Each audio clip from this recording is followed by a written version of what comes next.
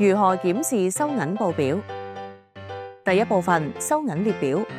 通過睇完呢篇文章，能將識得如何通過 POS 系統進行查看收銀報表同列印錢箱流水嘅操作。打開 POS 點擊收銀錢箱管理，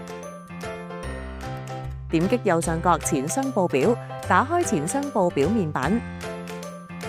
商家可以選擇日期、範圍同收銀機查看錢箱報表，可以選擇一個又或者多個收銀機，也可以直接選擇全部收銀機。日期可以選擇本月、上個月等範圍，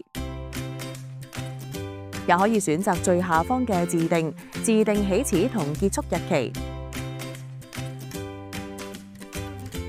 設定好日期範圍同收銀機後，即可查看收銀報表。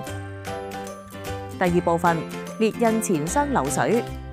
打開 POS 點擊左上角嘅3條橫線，點擊設置，點擊列印，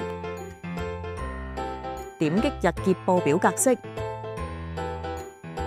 點擊編輯，進入到列印格式編輯頁面，開啟顯示錢箱流水。